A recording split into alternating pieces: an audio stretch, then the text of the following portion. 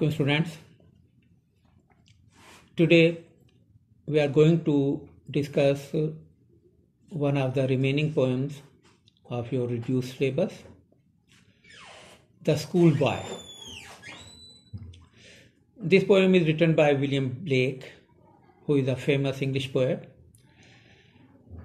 So this poem consists of 6 stanzas.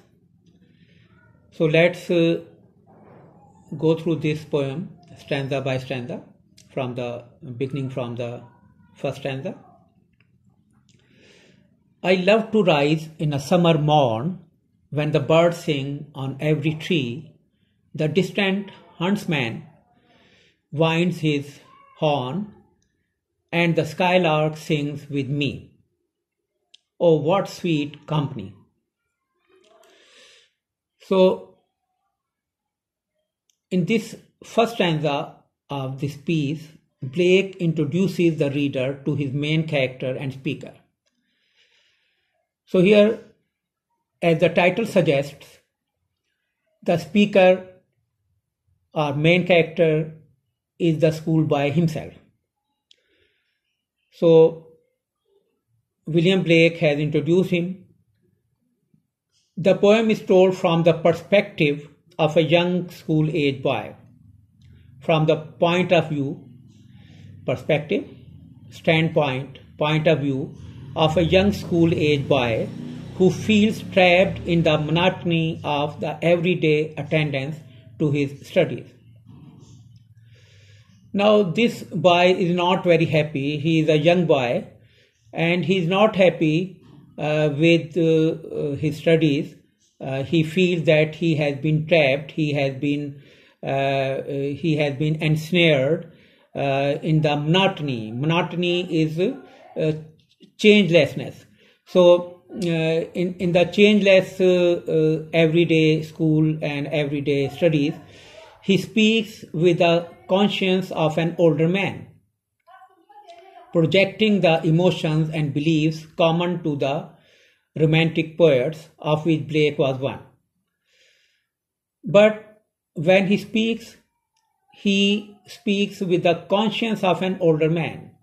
Though the main character is a young school-age boy, yet when he speaks like an older man, projecting the emotions and beliefs common to the romantic poets.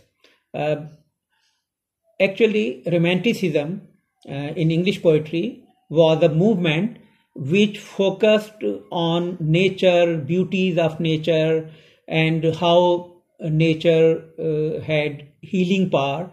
So here this boy is also repeating the same thoughts. William Blake himself was a representative of romantic movement. The young narrator speaks about the things he loves in this first stanza. He loves to rise in a summer morn and hear the birds singing on every tree. So the first stanza deals with the feelings of the young boy when he gets up early in the morning. He wants to hear the birds singing. Further in the distance, he can hear the horn of the huntsman. The huntsman also winds his horn and he likes to, huntsman is a hunter, so he likes to hear that sound also, that's sound of the horn, and the song of the skylark. Skylark is a bird. The boy likes to hear the singing and chirping of skylark, who seems to sing only for him. And in his fantasy, the boy feels that the skylark is basically singing for only him. These are the types of companies he desires. Now, as a young boy, he desires the company of the birds, company of the skylark, and other sweet songs and sounds. This is when he is happiest, a sentiment that many a romantic poet has expressed. And It's a feeling. A sentiment is a feeling. So when the boy is the happiest, he wants to hear all these sounds and enjoy them. And it's a feeling that was very common among romantic poets. They wanted to remain happy.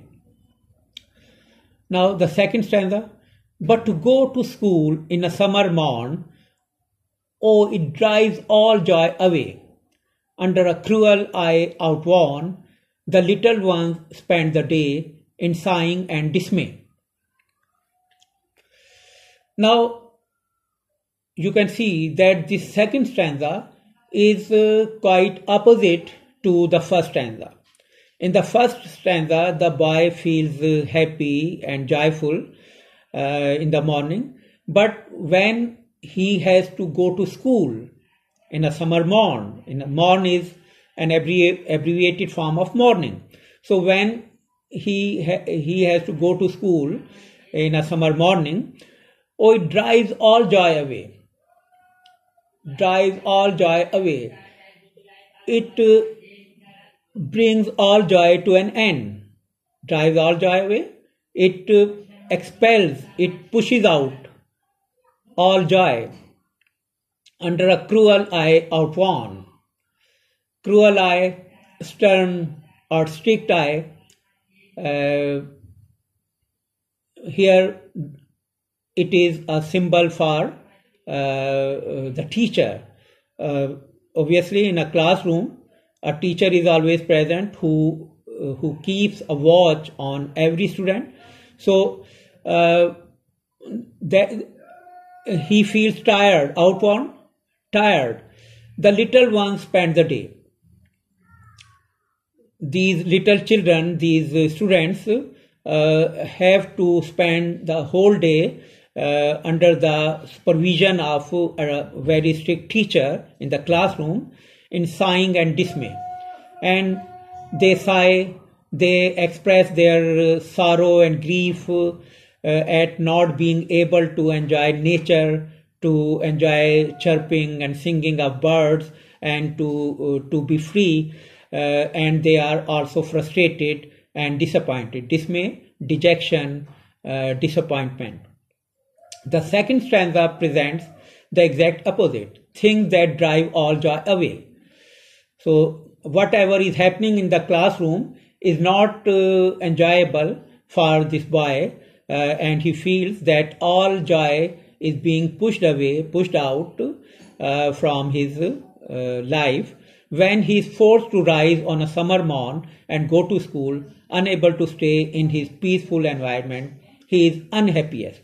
So he feels very unhappy when he comes to know that he is to go to school where he is to spend many hours and he won't be able to enjoy his peaceful environment.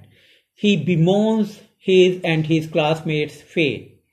He bemoans, he expresses in a sorrowful way. He mourns, he cries at the fate of his classmates as well as of his own, that they are stuck inside because they have been imprisoned inside. They are stuck inside. They are imprisoned inside in sighing and dismay. In the classroom they are imprisoned, and there they spend their time in sighing and dismay.